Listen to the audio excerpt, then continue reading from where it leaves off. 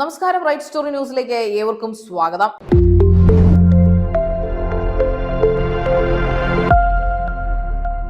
PV. Anwar MLA ആണ് ഇപ്പോൾ വാർത്തകളിലെ താരമല്ലേ.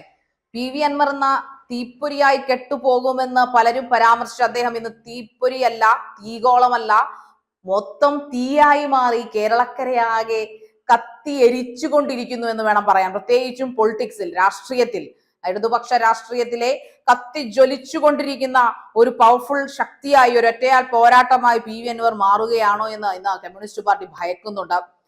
അദ്ദേഹത്തിന് നിയന്ത്രണങ്ങളില്ലാതെ ഒരു എന്താ പറയുന്ന ഒരു യാഗാശ്വത്തെ പോലെ അദ്ദേഹം അങ്ങ് പറന്ന് പോയിക്കൊണ്ടിരിക്കുകയാണ്. അതിന്റെ ഏറ്റവും വലിയ ഉദാഹരണമാണ് അദ്ദേഹത്തിന്റെ രണ്ടാമത്തെ സമ്മേളനം മഞ്ചേരിയിലെ മലപ്പുറത്ത് നയപ്രഖ്യാപന സമ്മേളനത്തിലേക്ക് ഒഴുകിയെത്തിയ 10,000 അതിന് സാക്ഷ്യം വഹിച്ചു. അതോടൊപ്പം തന്നെ അദ്ദേഹത്തിന്റെ സമ്മേളനത്തിൽ എത്തിച്ചേരാൻ മഴ പോലും തടസ്സമായിരുന്നില്ല എന്നാണ് പറയുന്നത്.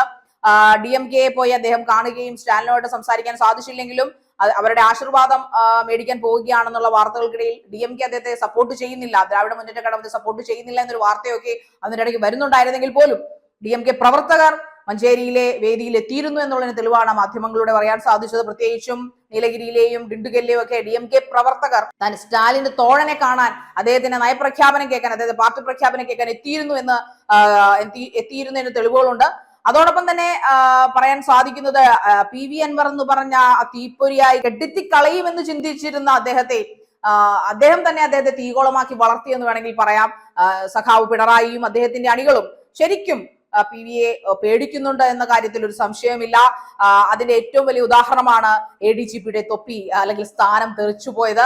ADGP അജിത് കുമാർ വിറച്ചുകൊണ്ട് അവിടെ നിന്ന് പോകേണ്ടി വന്നു. അല്ലെങ്കിൽ പിണറായി സഖാവ് പിണറായി സഖാവ് തലകുമ്പിട്ടാണ് അദ്ദേഹത്തിന് മീറ്റിംഗ് കഴിഞ്ഞു പോയത്. അത് മാധ്യമങ്ങൾ റിപ്പോർട്ട് ചെയ്യുന്നുണ്ടായിരുന്നു.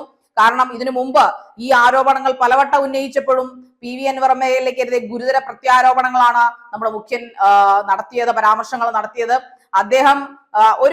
അദ്ദേഹത്തിന്റെ ഹിസ്റ്ററി എന്തുവായിക്കോട്ടെ, പി.വി. അൻവർ MLAയുടെ ബാക്ക് ഹിസ്റ്ററി എന്തുവായിക്കോട്ടെ, പക്ഷെ അദ്ദേഹം ക്രമസമാധാന ചുമതലയുള്ള ആൾക്കാർ കാണിക്കുന്ന അഴിമതികളെ കുറിച്ച് തെളിവ് സഹിതം പാർട്ടിയിൽ പറഞ്ഞപ്പോൾ അതിന് പുല്ലുവിലയാണ് പാർട്ടി പ്രവർത്തകർ കൊടുത്തത്. പ്രത്യേകിച്ച് നമ്മുടെ മുഖ്യമന്ത്രി ടീമുകളും കൊടുത്തത്, ഭരണപക്ഷ സിംഹങ്ങൾ കൊടുത്തത്.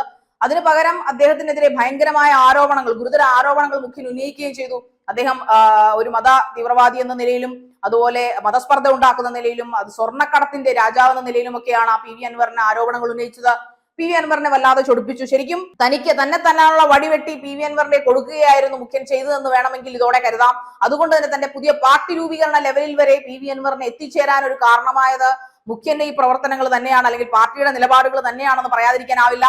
പാർട്ടി അങ്ങനെ ഒരു നിലപാടെടുത്തുകൊണ്ടാണ് പി.വി. അൻവർ ഇത്രയും ദൂരം സഞ്ചരിക്കേണ്ടി വന്നത്. മറിച്ച് പി.വി. അൻവർ MLAയുടെ വാക്കുകൾക്ക് ചെവി കൊടുത്തിരുന്നെങ്കിൽ, അല്ലെങ്കിൽ തങ്ങളുടെ പാർട്ടിയിൽ നിന്ന് ഒരു നല്ലൊരു അഴിച്ചുപണി നടത്തി പാർട്ടിയെ ശുദ്ധീകരിക്കണമെന്ന് ഒരു ഹൃദയത്തിൽ നിന്ന് ആഗ്രഹം മുഖ്യൻ ഉണ്ടായിരുന്നെങ്കിൽ മുഖ്യൻ ഒരിക്കലും ഇങ്ങനെ കൈയും കെട്ടി വന്നിരുന്ന് ഓനൊരു സ്വർണ്ണക്കടത്തുകാരനാണെന്ന് പ്രഖ്യാപിക്കില്ലായിരുന്നു, അല്ലെങ്കിൽ അങ്ങനെ ഒരു പ്രത്യാരോപണം നടത്തില്ലായിരുന്നു. മറിച്ച് അവര് തെറ്റിദ്ധരിച്ചു പി.വി. അൻവർ, അല്ലെങ്കിൽ അവരുടെ ആ ഒരു മുൻവിധി തെറ്റിപ്പോയി, പാടെ തകർന്നുപോയി പി.വി. അൻവറിനെ കുറിച്ച്. പി.വി. അൻവറിന്റെ കയ്യിൽ ഇനിയും ബോംബുകൾ ഉണ്ടെന്ന് പാർട്ടി ഓർത്തില്ല എന്നുള്ളതാണ് സത്യം. അതുകൊണ്ട് തന്നെയാണ് പൊളിറ്റിക്കൽ സെക്രട്ടറിയും ADGP അജിത് കുമാറും മുഖ്യനും ഒക്കെ ചേർന്നുള്ള അഴിമതി കഥകൾ അദ്ദേഹം മാധ്യമങ്ങളുടെ മുമ്പിൽ വന്ന് പറയുകയും അതിന് തെളിവുകൾ സഹിതം ഞാൻ കൊടുക്കുമെന്ന് പറയുകയും അൻവറിന്റെ മരണം വരെയും അൻവർ ഇതിനു വേണ്ടി പോരാടുമെന്ന് ഗർജിക്കുകയും ചെയ്തത്. അതുപോലെ തന്നെ അദ്ദേഹം ചെയ്യുന്നുമുണ്ട്. അതിന്റെ ഒരു വലിയ തെളിവായിരുന്നു ഇന്നലെ കണ്ട ജനങ്ങളുടെ സപ്പോർട്ട്. ഒരുപക്ഷെ ഇടതുപക്ഷത്തിനും വലതുപക്ഷത്തിനും മേലെയായി അതീതനായ ഒരു ശക്തിയായി DMK എന്ന പാർട്ടി, അദ്ദേഹത്തിന്റെ democratic movement of Kerala people എന്ന പാർട്ടി വലുതായി വരുമോ എന്ന് ചിലപ്പോൾ പേടിക്കേണ്ടിയിരിക്കും.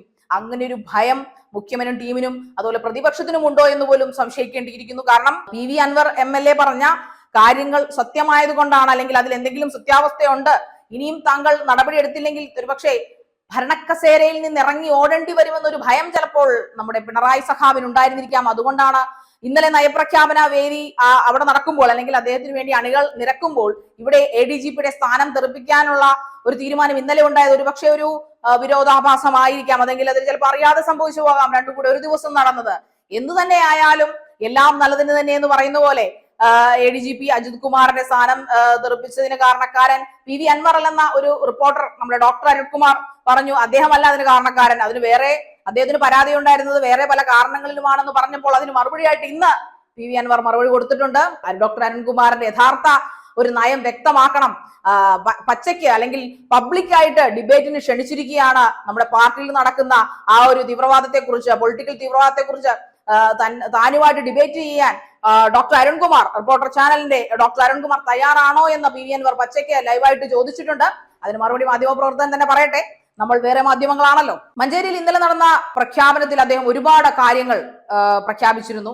അതിൽ മെയിനായിട്ട് അദ്ദേഹം പറയുന്നത് നമ്മുടെ ജില്ല 15 ആക്കണം. ആ 15ാമത്തെ ജില്ല എന്ന് പറയുന്നത് മലപ്പുറത്തെയും കോഴിക്കോടിനെയും വിഘടിപ്പിച്ചുകൊണ്ട് അല്ലെങ്കിൽ അതിനെ വിഭജിച്ചുകൊണ്ട് പുതിയൊരു ജില്ല സൃഷ്ടിക്കുക. ആ ജില്ലയിൽ കോൺസെൻട്രേറ്റ് ചെയ്ത് ഒരുപാട് വികസന പ്രവർത്തനങ്ങൾ നടത്തുക. കാരണം മലപ്പുറത്തും കോഴിക്കോടും ഒന്നും വലിയ ജില്ലകൾ തന്നെയാണ്. അതോടൊപ്പം തന്നെ അവിടെ ജനപ്പെരുപ്പം ഒരുപാട് കൂടുതലാണ്. അതുകൊണ്ട് തന്നെ അവിടേക്ക് വികസന പ്രവർത്തനങ്ങൾ എത്തിച്ചേരാൻ വലിയ ബുദ്ധിമുട്ടാണ്. അദ്ദേഹം നടത്തിയ പഠനങ്ങളിലൂടെ അദ്ദേഹം അതാണ് പറയുന്നത്. അതുകൊണ്ട് തന്നെ അദ്ദേഹത്തിന്റെ പാർട്ടിയുടെ ആദ്യത്തെ പ്രഖ്യാപനത്തിൽ അദ്ദേഹം വിജ്ഞാപനത്തിൽ മുന്നോട്ട് വെക്കുന്നത് ഒരു ജില്ല, ഒരു 15ാമതൊരു ജില്ല ഉടനടി രൂപീകരിക്കുക എന്നുള്ളതാണ്. അതിന് എത്രമാത്രം മറ്റുള്ള മലപ്പുറംകാരെയും കോഴിക്കോടുകാരെയും മുസ്ലിം ലീഗിനെയൊക്കെ വ്രണപ്പെടുത്തുമെന്ന് നമുക്കറിയില്ല. എന്നിരുന്നാലും അദ്ദേഹം വളരെ ശക്തമായ ഭാഷയിൽ തന്നെ അതിനോട് പറയുകയുണ്ടായി. അതോടെ രണ്ടാമതൊരു കാര്യം അദ്ദേഹം പറഞ്ഞത് നമ്മുടെ സർവീസിലെ, പ്രത്യേകിച്ചും പോലീസ് സേനയിലെ അഴിമതികൾ, പ്രത്യേകിച്ചും ക്രിമിനലുകളെ ഇല്ലാതാക്കണം. എന്നാൽ മാത്രമേ നമ്മുടെ നാട് നന്നാവുകയുള്ളൂ. അതുമാത്രമല്ല, മൂന്നാമത് ഒരു എഫ്ഐആറിന്റെ കീഴിൽ വരുന്ന പോലീസുകാരൻ, ആ പോലീസുകാരന്റെ പേരിൽ ഒരു എഫ്ഐആർ ഇട്ടിട്ടുണ്ടെങ്കിൽ അയാളെ തൽക്ഷണം സർവീസിൽ നിന്ന് മാറ്റി നിർത്തണമെന്നും അല്ലെങ്കിൽ സർവീസിൽ നിന്ന് റിമൂവ് ചെയ്യണമെന്നും അദ്ദേഹം തന്റെ നയപ്രഖ്യാപനത്തിൽ ആവശ്യപ്പെടുന്നുണ്ട്. ഇങ്ങനെയുള്ള എഫ്ഐആർ ഇടുക എന്ന് പറഞ്ഞാൽ ഒരു പോലീസുകാരൻ ക്രിമിനൽ കുറ്റം ചെയ്യുക എന്നുള്ളതാണ്, അല്ലെങ്കിൽ അയാളുടെ പേരിൽ ഒരു കുറ്റം വരികയാണ്. ഒരിക്കലും ഒരു നിയമപാലകൻ അത് ഉണ്ടാവാൻ പാടില്ല എന്ന ഭാഷയിലാണ് അദ്ദേഹം അത് സംസാരിച്ചത്. അതോടൊപ്പം നമ്മുടെ വിദ്യാഭ്യാസ നയം എന്ന് പറയുന്നത് എല്ലാവർക്കും പ്രയോജനപ്രദമാകുന്ന തരത്തിൽ നമ്മുടെ കുഞ്ഞുങ്ങൾ ഭാവിയിലേക്ക് പ്രയോജനപ്രദ രീതിയിൽ അവരെ വളർത്തണം എന്ന നിലയിലാണ് വിദ്യാഭ്യാസ നയങ്ങൾ ഇനി ഉണ്ടാവേണ്ടത്. അതിനുള്ള ഒരുപാട് വികസന പദ്ധതികൾ നമ്മൾ നടത്തേണ്ടതുണ്ട് എന്ന നിലയിലാണ് അദ്ദേഹം പറയുന്നത്. എന്നിരുന്നാലും കമ്മ്യൂണിസ്റ്റ് പാർട്ടിയെ ശരിക്കും വിറപ്പിച്ച ഒരു ചരിത്ര പുരുഷൻ എന്ന് വേണമെങ്കിൽ പി വി അൻവറിനെ വിളിക്കാം. കാരണം ഒരാളുടെ മുമ്പിൽ മുട്ടുമടക്കാത്ത ശ്രീ പിണറായി വിജയൻ പി വി അൻവറിന്റെ മുമ്പിൽ ചെറുതായിട്ട് അല്ലെങ്കിൽ ഇച്ചിരി വലിയ പേടി തന്നെ അദ്ദേഹത്തിന് ഉണ്ടായോ എന്ന് നമുക്ക് സംശയിക്കേണ്ടിയിരിക്കുന്നു. കാരണം പി വി അൻവർ MLA പറഞ്ഞതുപോലെ പാർട്ടിയിൽ ഉള്ളുകളിൽ നടക്കുന്ന പല കാര്യങ്ങളുടെയും സത്യാവസ്ഥ തനിക്കറിയാമെന്നും അതുകൊണ്ട് തന്നെ ഞാൻ ചിലപ്പോ ജയിലിൽ അടയ്ക്കപ്പെട്ടേക്കാമെന്ന് ഒരിക്കൽ അദ്ദേഹം പത്രസമ്മേളനത്തിൽ പറഞ്ഞിരുന്നു. അതുകൊണ്ട് തന്നെ അണികൾ അദ്ദേഹത്തോടൊപ്പം കൂടിക്കൊണ്ടിരിക്കുകയാണ്, അദ്ദേഹത്തോടൊപ്പം നിരക്കുകയാണ്. ഒരു പക്ഷേ കേരള ചരിത്രം കാണാൻ പോകുന്നത് ഇനിയൊരു പാർട്ടിയുടെ മുന്നേറ്റം തന്നെയായിരിക്കാം. എന്തായാലും നമുക്കതൊക്കെ കാത്തിരുന്ന് തന്നെ കാണാം. നന്ദി.